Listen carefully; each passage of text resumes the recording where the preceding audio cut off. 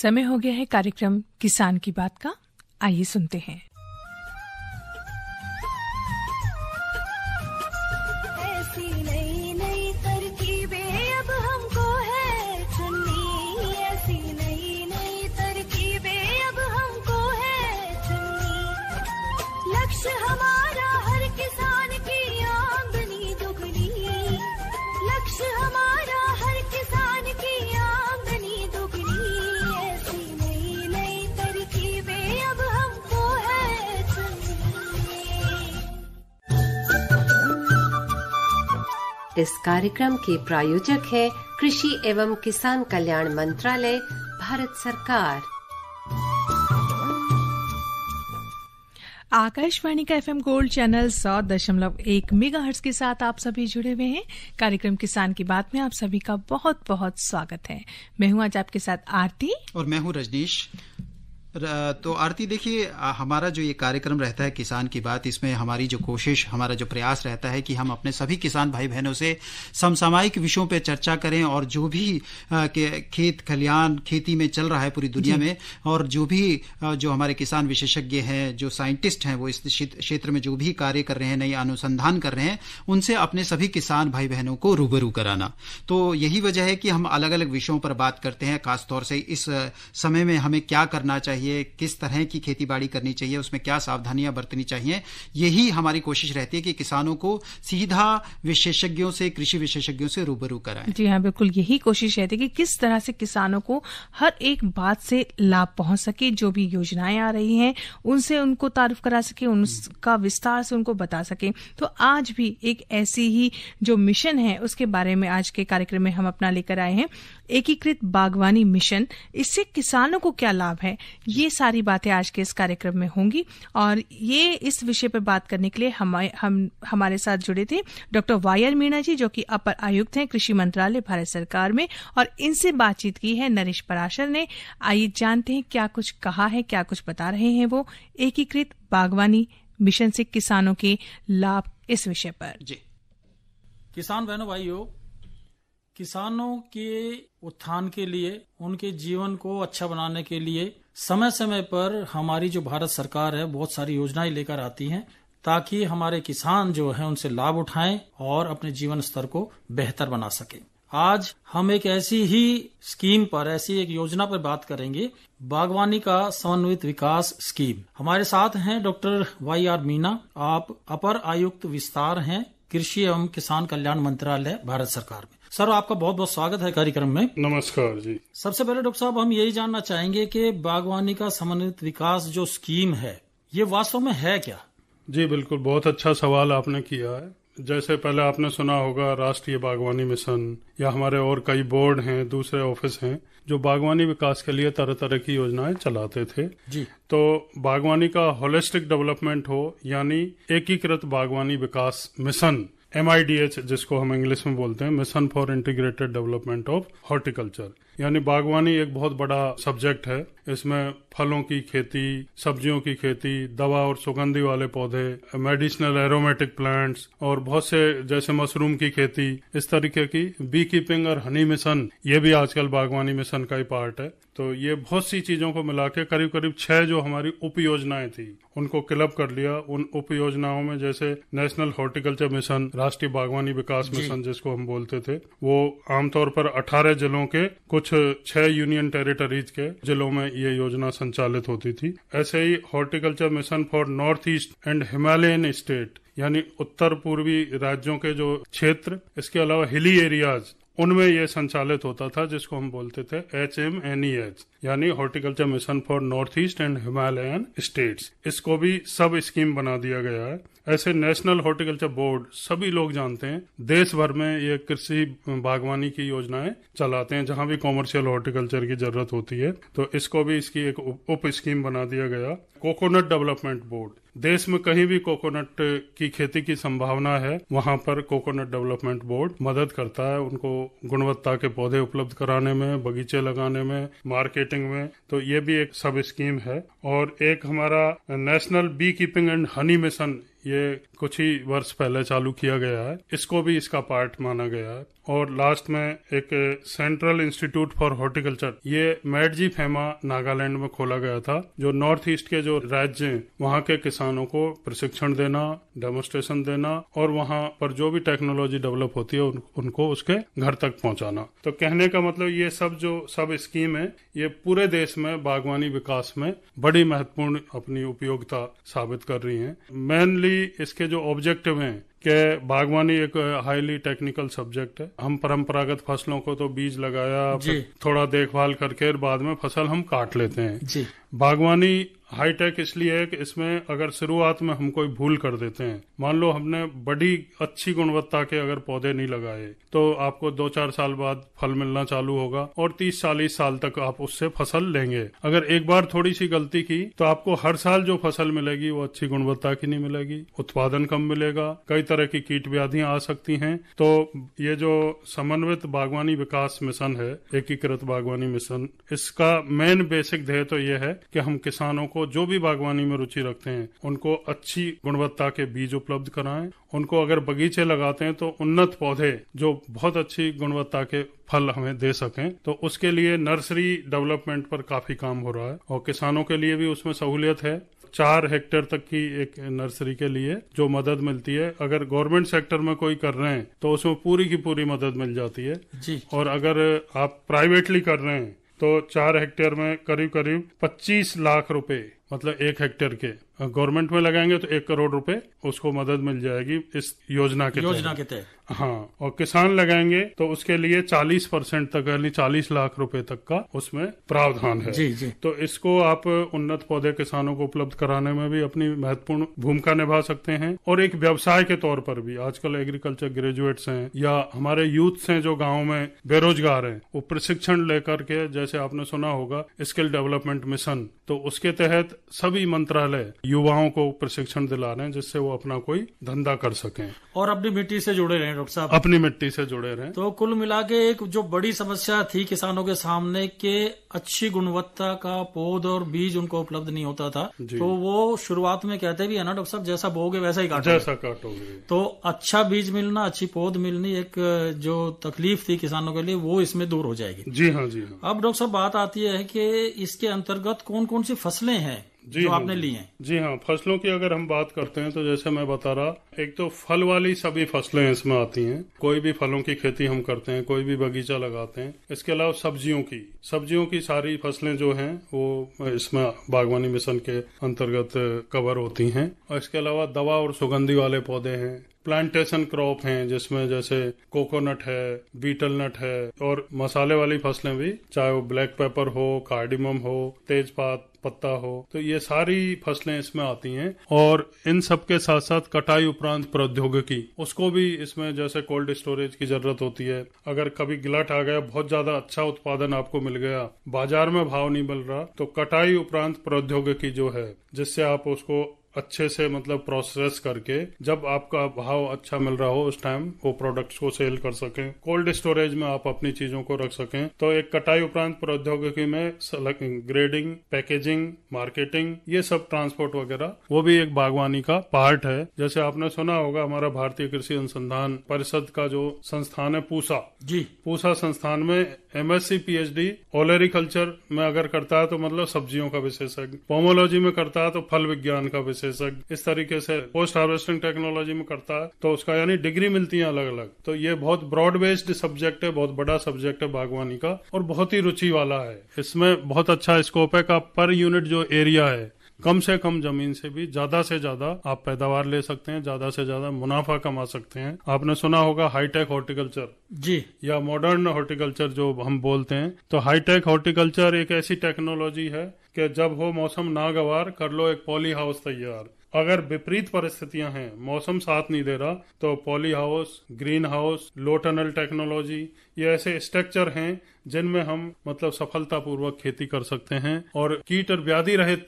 मतलब फसल हम ले सकते हैं, अगेती फसलें हम ले सकते हैं। और जब आपका खेत एंगेज है, मान लो आपके पास 2-3 बीघा की जमीन है, कोई फसल लगी हुई है, तो हम पॉली हाउस में अगर पौध तैयार करेंगे तो कम से कम 1.5-2 महीने तक का हम समय बचा सकते हैं। और जो पौध में कई तरह की बीमारियां आ जाती हैं, उनसे भी हम उसको प्रोटेक्ट कर सकते हैं। तो डॉक्टर साहब, कुल मिला के जैसे हम अपने देश के लिए बोलते हैं कि अनेकता में एकता, जी, हिंद की विशेषता, तो ये जो आपकी स्कीम है ये अनेकता में एकता है। इसमें सारी फसलें हैं, जी हाँ, चाहे वो मेडिसिनल हो, चाहे वो फल वाली हो, फूल वाली हो, सब्जी हो, तो कुल मिला के जितनी भी खेती हमारे भारतवर्ष में होती है वो सब इसके अंतर्गत कवर की जा रही है। जी जी। डॉक्टर साहब, खेती के साथ साथ और कई सहायक धंधे होते हैं जो हमारे किसान अगर करें, जी हाँ, तो उनका लाभ बढ़ जाता है। जी हाँ, जी। तो वो सहायक धंधे, चाहे वो मधुमक्खी पालन है या दूसरे हैं, वो हाँ, सब हैं इस स्कीम के अंतर्गत। जी हाँ, जी हाँ। इसमें मधुमक्खी पालन, जैसे मैं बोल रहा, national bee keeping and honey mission, इसको मिशन मोड में लिया गया है। पहले भी होता था, प्रशिक्षण भी देते थे किसानों को, और उनको जो बी बॉक्स वगैरह हैं, बी हाइव हैं, या जो भी टूल्स उनको जरूरत थी योजना के तहत, लेकिन मिशन मोड में लेने से इसको काफी बल मिला है। और विगत वर्षों में हमारा जो हनी प्रोडक्शन है वो काफी बढ़ा है। और आपने कई बार सुना होगा माननीय प्रधानमंत्री जी के भाषण में भी, वो भी विशेषकर इसका जिक्र करते हैं समय समय पर। तो इसको हमारा केंद्रीय कृषि एवं किसान कल्याण मंत्रालय भी बड़े स्तर पर ले रहा है। इसकी युवाओं को प्रशिक्षण दे करके उनको हनी बी के बक्से प्रोवाइड करके और ये लगवाया जा रहा है। ऐसे ही मशरूम की खेती, जो हमारे किसानों के पास, जिनके पास जमीन नहीं है, वो भी अपने घर के कॉरिडोर में या गांव में कोई आपकी झोपड़ी भी है, उसमें भी आप सलीके से मशरूम की खेती कर सकते हैं। और कई जगह मैंने देखा, बिहार राज्य में 1-2 जिलों में ग्रुप बना, महिलाओं के समूह बना करके उन्होंने काफी अच्छे से मतलब मशरूम की खेती चालू की है। 5 स्टार होटल में उनका सप्लाई होता है। तो वो आत्मनिर्भरता की ओर बढ़े हैं। तो निश्चित तौर पर ऐसे नर्सरी की हम चर्चा कर रहे थे, नर्सरी का जो बड़े शहर हैं उनके आसपास बहुत अच्छा व्यवसाय है। आप फल और सब्जियों की पौध के अलावा सजावटी जो पौधे हैं, बहुत मांग होती है, कई सौ रुपए में एक पौधा बेचते हैं। और प्रशिक्षण लेके कटिंग, बडिंग, ग्राफ्टिंग, ये जो टेक्नोलॉजी है, इससे वो लाखों पौधे थोड़ी सी जगह में तैयार करके बेच सकते हैं। टिश्यू कल्चर की हम चर्चा कर रहे थे। टिश्यू कल्चर एक बहुत ही अच्छी टेक्नोलॉजी है, जिसमें कम से कम प्लांटिंग मटेरियल से आप लाखों की संख्या में पौधे तैयार कर सकते हैं। और जो पौध तैयार होती है उसमें अपने पेरेंट्स के 100% गुण आते हैं, कोई बदलाव नहीं आता, मतलब गुणवत्ता की पूरी गारंटी। तो आपने कई जगह सुना होगा बनाना के टिश्यू कल्चर बनाना है, ऐसे ही बहुत से पौधों की टिश्यू कल्चर विधि से पौध तैयार करते हैं। तो इसमें युवाओं को काफी अच्छा रोजगार मिलता है। और हमारे किसान भाइयों को जो बागवानी लगन और निष्ठा के साथ कर रहे हैं, उनको अगर एक बार अच्छा गुणवत्ता का पौधा मिल जाए, गुणवत्ता का बीज मिल जाए, तो निश्चित तौर पर सालों साल उनको उसका फायदा होता है। जी, कुल मिला के बात ये है डॉक्टर साहब, जैसे आप कह रहे हैं कि युवा जो हैं हमारे, वो नौकरियों के पीछे शहरों में धक्के ना खाएं, अपने मिट्टी से जुड़े रहें, अपने घर में रह के, अपने गांव में रह के अपना काम शुरू करें। तो उसके लिए बहुत सारी सुविधाएं, जैसे डॉक्टर साहब अभी बता रहे थे, वो दी गई हैं। डॉक्टर साहब, इस योजना के अंतर्गत किसानों को क्या क्या सहूलियतें हैं? जैसे सब्सिडी की बात करें, जी हाँ, तो सब्सिडी है या नहीं है, और क्या क्या फायदे किसानों को दिए जा रहे हैं? बिल्कुल सब्सिडी है, मोटा मोटी। एक तो किसानों को समूह बना करके उनको प्रशिक्षित करना, उनको ट्रेनिंग देना। दूसरा, प्लांटिंग मटेरियल और सीड की हम बात कर रहे थे जी। इतना कोशिश है सरकार की कि ज्यादा से ज्यादा अच्छी गुणवत्ता के पौधे तैयार किया जाएं, सब्जियों के उन्नत बीज तैयार किए जाएं। इसके अलावा कोई नर्सरी का बिजनेस करना चाहता है, उस पर सब्सिडी है। आप नए बगीचे लगाना चाहें, उस पर सब्सिडी है। अगर कोई रिसर्च करने के लिए सरकारी उसको दे रहे हैं, 100% को उसकी सहूलियत है। किसानों को 30 से 40% के बीच में अलग अलग काम है, उसके अनुसार दिए उन पर अनुदान है जी। और सिंचाई की हम, क्योंकि पानी की बड़ी किल्लत होती है जी, बहुत से राज्यों में सूखा पड़ जाता है, तो जो बूंद बूंद सिंचाई विधि या फवारा विधि है, उसके लिए भी इसमें प्रावधान है। आप जब बगीचा लगाएं तभी एक इंटीग्रेटेड प्रोजेक्ट बन जाता है कि हर पौधे के लिए वो उसका भी प्रावधान साथ में हो जाता है। उन सब के लिए भी सरकार से मदद मिलती है। बरसात का पानी बह के कई जगह नष्ट हो जाता है, तो उसके लिए फार्म पॉन्ड आप बना सकते हैं, छोटे स्ट्रक्चर इस तरीके के। तो कई तरीके से सरकार इसमें मदद। ग्रीन हाउस की आपने डॉक्टर साहब बात की, ग्रीन हाउस में poly house, low tunnel technology, ये ऐसे स्ट्रक्चर हैं, कम जगह में आप कई गुना ज्यादा उत्पादन बढ़ा सकते हैं। जैसे आपने देखा होगा चेरी टोमेटो है, खीरा है, ये काफी करते हैं ग्रीन हाउस, पॉली हाउसों में। तो एक पौधे से जहां आपको 2.5-3 किलो मान लो टमाटर मिल रहे हैं, उसकी जगह आपका पौधा ही हो जाएगा जब 10-12 मीटर लंबा, तो उससे आपको मतलब 15-20-25 किलो तक भी पौधे से उत्पादन मिलता है। अच्छी गुणवत्ता का मिलता है और ऑफ सीजन में भी आप पैदावार ले सकते हैं। आपने देखा होगा ऑफ सीजन में जब परंपरागत तरीके से फसल मार्केट में नहीं आ रही है तो उसके दाम बड़े अच्छे मिलते हैं। तो ये ग्रीन हाउस या पॉली हाउस ये भी बहुत अच्छा एक वो है इसका कंपोनेंट, और काफी किसान इसमें रुचि ले रहे हैं। और हमारे जो रिसर्च इंस्टीट्यूट हैं जैसे पूसा संस्थान है, कृषि विज्ञान केंद्र हैं, राज्यों के बागवानी विभाग हैं, वो समय समय पर किसानों को इन मुद्दों पर प्रशिक्षण आयोजित करते हैं, प्रैक्टिकल प्रशिक्षण, जिससे वो काम करते हुए सीखे चीजों को। डॉक्टर साहब, अंत में बहुत संक्षिप्त में जानना चाहूंगा कि किसान इसका लाभ कैसे उठाए। किसान को इसका लाभ लेने के लिए सबसे पहले तो अपने बागवानी अधिकारी, क्योंकि ये जो योजना संचालित होती है राज्यों में, राज्य में भी स्टेट हॉर्टिकल्चर मिशन बने हुए हैं और हर ब्लॉक लेवल पर इनके बागवानी ऑफिसर होते हैं, हॉर्टिकल्चर ऑफिसर, वो जाते आते रहते हैं। एग्रीकल्चर के सुपरवाइजर हैं, उनके माध्यम से भी उनको संपर्क किया जा सकता है। और कोई एडवाइस जैसे लेनी हो किसानों को, कोई शंका हो, तो एक हमारा टोल फ्री नंबर है किसान कॉल सेंटर का 1800-180-1551, सुबह 6 बजे से रात को 10 बजे तक, साल के 365 दिन। होली दिवाली में भी आपको सलाह मिलेगी, वो भी मुफ्त में, तो आप वहाँ फोन करके सलाह ले सकते हैं। भाई मैं डॉक्टर वाई.आर. मीणा जी, आपने बहुत बढ़िया जानकारी दी है और हमें उम्मीद है कि खास तौर पे जो हमारे युवा बेरोजगार हैं वो इस जानकारी का पूरा फायदा उठा के अपने पैरों पे खड़े होंगे, अपने घर को, गांव को और देश को तरक्की की राह पे आगे ले जाएंगे। बहुत बहुत शुक्रिया। जी हाँ, धन्यवाद आपका भी। तो अभी हमने सुनी बातचीत एकीकृत बागवानी मिशन द्वारा किसानों को लाभ। विशेषज्ञ थे डॉक्टर वाई.आर. मीणा, अपर आयुक्त विस्तार, कृषि मंत्रालय, भारत सरकार, और इनसे बात कर रहे थे नरेश पराशर। तो मुझे लगता है कि जो बातचीत हुई और जो किसानों के लिए बहुत अधिक लाभदायक बातचीत रहेगी, और बहुत सारे लोगों से वो पूछ के किसान विशेषज्ञों से फोन करके पूछ सकते हैं, और मुझे लगता है कि उसका लाभ उन्हें मिलेगा। जी बिल्कुल, ये भी बता देगा कि 24 घंटे हर वक्त ये फोन लाइन खुली हुई है, तो कभी भी आप पूछ सकते हैं। कोई भी अगर क्वेरी करनी है आप सीधे संपर्क कर सकते हैं। फोन नंबर आपको पता ही जा चुके हैं। किसान की बात कार्यक्रम आप सुन रहे हैं। आते हैं एक छोटे से अंतराल के बाद। अरे क्या कर रहा है? इधर इधर इधर, हम बोल रहे हैं तेरे बीजू का। पुतला बोल रहा है? पक्षियों से तो हम खेत को बचा लेते हैं, पर इन घातक रसायनों से कैसे बचाएं? मतलब? देख बेटा, तू जो ये अंधाधुंध रसायन मिलाता है ना, मिट्टी की सेहत बिगड़ने लगी है।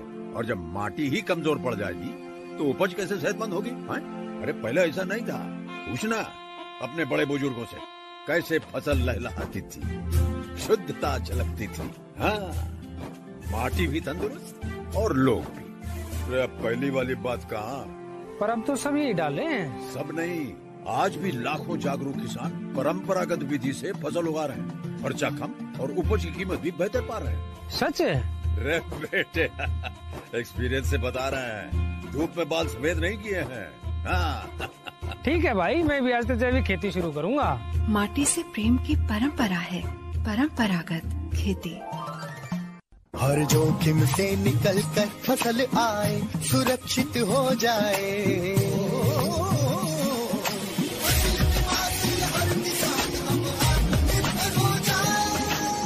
संकट के समय प्रधानमंत्री फसल बीमा योजना किसानों के लिए वरदान है। अब सूखा पड़े या बाढ़ आ जाए कोई डर नहीं, अब ओले पड़े या कीट पतंगे फसल खा जाए कोई फिक्र नहीं, क्योंकि हमने लिया है प्रधानमंत्री फसल बीमा। बुआई से फसल कटाई तक हर जोखिम का दावा, न्यूनतम प्रीमियम पर अधिकतम भुगतान का वादा। योजना से हर साल जुड़ रहे हैं 5 करोड़ से ज्यादा किसान। अब आपकी है बारी। नजदीकी कृषि कार्यालय, सहकारी समिति, बैंक शाखा, अधिकृत बीमा कंपनी या जन सेवा केंद्र में स्वेच्छा से करा सकते हैं पंजीकरण। फसल बीमा पोर्टल या फसल बीमा ऐप द्वारा भी कराया जा सकता है पंजीकरण। प्रधानमंत्री फसल बीमा योजना, आपकी फसलों का संपूर्ण सुरक्षा कवच। कृषि एवं किसान कल्याण मंत्रालय, भारत सरकार।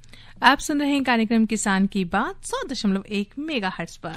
और देखिए आरती, जैसे कि हम बात कर रहे थे कि हमारी कोशिश रहती है कि हम समसामयिक विषयों पर भी अपने किसान भाई बहनों को बात कराते रहें, उनसे रूबरू कराते रहें, और जो भी सेमिनार आयोजन होते हैं, बैठकें होती हैं, महत्वपूर्ण जो विषय उनसे जुड़े हैं, तो उस पर भी हम कोई ना कोई रिपोर्ट उन तक लेकर आते रहें। और मुझे लगता है कि आज एक ऐसी ही रिपोर्ट आपके पास है। जी हाँ, बिल्कुल, आज एक ऐसी ही रिपोर्ट, रेडियो रिपोर्ट जो है वो हमारे पास है, जो कि कल यानी कि 22 अगस्त को हुई थी। न्यूनतम समर्थन मूल्य, इस विषय पर जो फर्स्ट कमेटी मीटिंग थी नास कॉम्प्लेक्स में ये हुई थी, और क्या कुछ हुआ इसमें, इसका पूरा एक जो सार है वो हम आप तक ला रहे हैं। तो आइए सुनते हैं। विगत दिनांक 22 अगस्त 2022 को कृषि एवं किसान कल्याण मंत्रालय के कृषि एवं किसान कल्याण विभाग द्वारा नास्क कॉम्प्लेक्स के सभागार में कृषि पर समिति की पहली संगोष्ठी का आयोजन किया गया। इस बैठक का विषय था न्यूनतम समर्थन मूल्य, प्राकृतिक खेती और फसल विविधीकरण। इस संगोष्ठी में केंद्र सरकार एवं राज्य सरकार, किसान, कृषि वैज्ञानिक, कृषि अर्थशास्त्रियों ने हिस्सा लिया। इस संगोष्ठी के समापन के बाद समिति के अध्यक्ष श्री संजय अग्रवाल ने इस संगोष्ठी के बारे में बताया। बहुत सारे सदस्यगण ऐसे थे जो किसान संगठन के 5 प्रतिनिधि आते थे। सभी अपने अपने क्षेत्र में उन्होंने काफी काम किया। अपने अनुभव का सार है, अनुभव का सागर उनके पास है। सहकारिता क्षेत्र के भी दिलीप संघानी जी थे, जो इफ्को के अध्यक्ष है और उनके सीएनआरए संस्था के अध्यक्ष भी थे। और उसके साथ साथ जिन संस्थाएं हैं, इकोनॉमिक रिसर्च इंस्टीट्यूट के doctor Shekhar, vice chancellor Jammu university के थे, IIM के प्रोफेसर सुखपाल थे। तो सभी अपने अपने क्षेत्र के काफी प्रभावी लोग जो विषय की जानकारी भी है, विशेष का अनुभव भी है, वो सारे यहाँ पे थे। उसके अलावा भारत सरकार के सचिव कृषि थे, सचिव डेयर थे, सचिव फूड थे और सचिव टेक्सटाइल थे और सारे सदस्यगण और राज्य के प्रतिनिधि रूप में सिक्किम, कर्नाटक के प्रोफेसर सेक्रेटरी भी थे। तो ऐसी कमेटी है जिसमें कृषि अर्थशास्त्री भी उपस्थित थे, संगठन के प्रतिनिधि भी थे, सहकारिता के प्रतिनिधि भी थे, विश्वविद्यालय के लोग भी थे, राज्य के प्रतिनिधि भी थे और केंद्र सरकार के प्रतिनिधि भी थे। तो निश्चित तौर पर ऐसी समिति जो समेकित रूप से सभी को विषय करती है, उसका बहुत सार मिलता है। जो आज की समिति का एजेंडा रखा गया था कि हमारी समिति के उद्देश्यों और भावी रणनीति पर चर्चा करने की प्रथम बैठक थी। विषय के ऊपर सुझाव आए, क्या रणनीति होनी चाहिए और सभी लोग संकल्पित हैं, सभी लोगों की मंशा थी। उस सारे जो विषय सरकार ने सौंपा है समिति को, उसके बारे में ऐसे उपलब्ध कराई जाए जो व्यवहारिक हो, किसान हित में हो, देश हित में हो और सभी संकल्पित होकर इस दिशा में काम करने को तैयार हुए।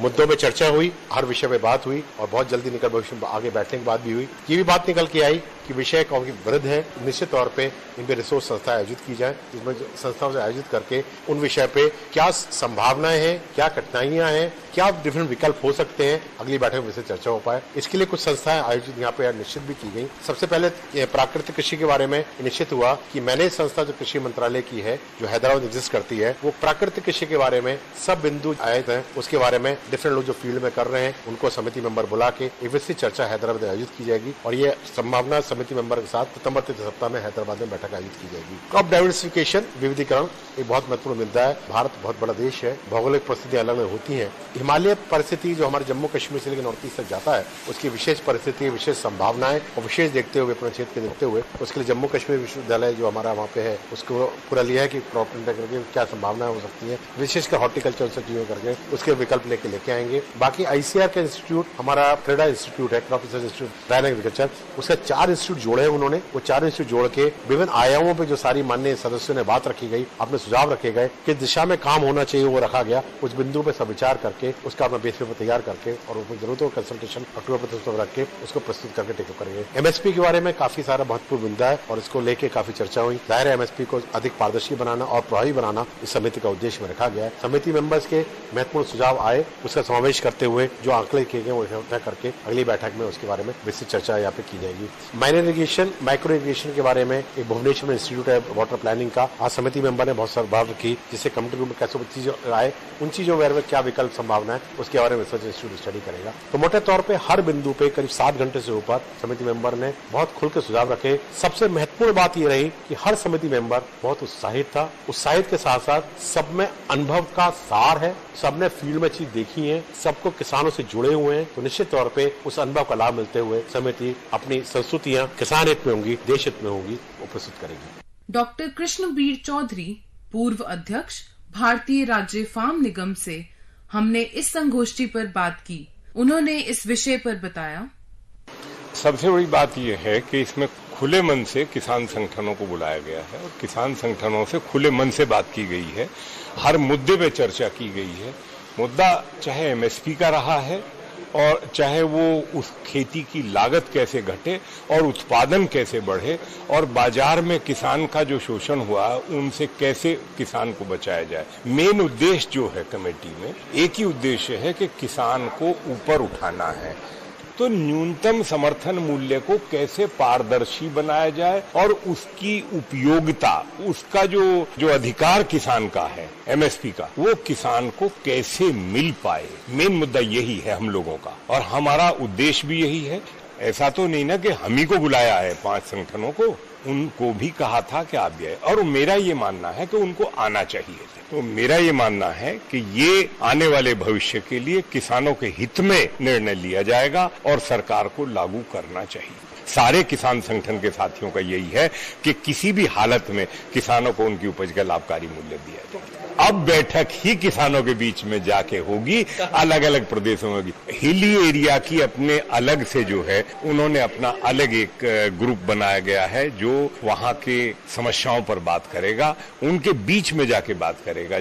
हमारा उद्देश्य सिर्फ और सिर्फ किसान है। कोई राजनीतिक विद्वेष नहीं है, कोई राजनीतिक दोस्ती नहीं है, कोई ऐसा सवाल हमारे दिमाग में दूर दूर तक नहीं है कि हम फला का विरोध करेंगे। हमारा उद्देश्य सिर्फ ये है कि हम सब मिलकर, मैं फिर कह रहा हूं आपसे कि उनको भी साथ आना चाहिए, बैठ के सब बात करनी चाहिए। वो भी तो हमारे परिवार के लोग हैं, वो बाहर के तो नहीं है। आखिर हम सब एक ही लोग हैं, जिसमें उनका भी उद्धार हो और सबका उद्धार हो। दिल से समाधान का प्रयास करेंगे, समाधान जरूर निकलेगा।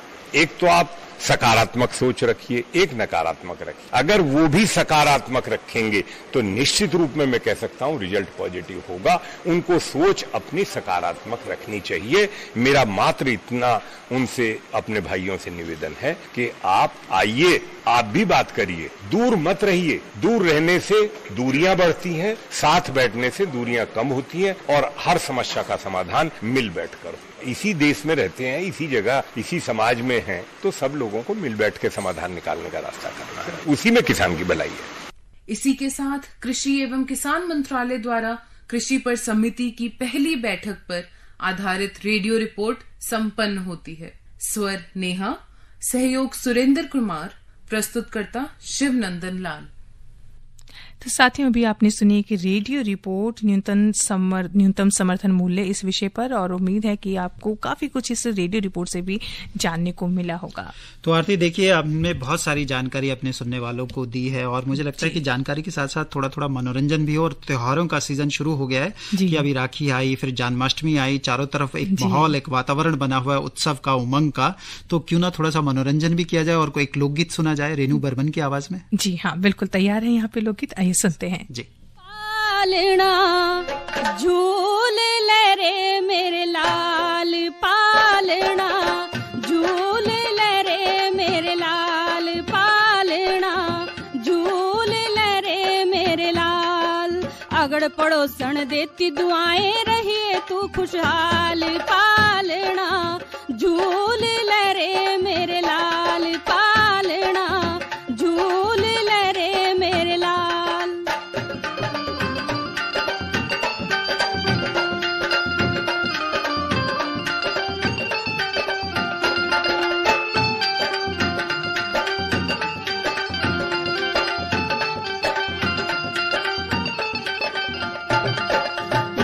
तेरी भाई मेरे गावे गीत मल्हार, बहने तेरी भाई मेरे गावे गीत मल्हार।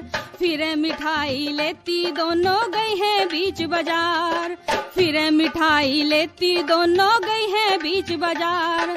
तेरे आने से भैया मेरे जीवन हुआ खुशहाल, पालना झूल ले रे मेरे लाल, पालना झूल ले रे मेरे लाल।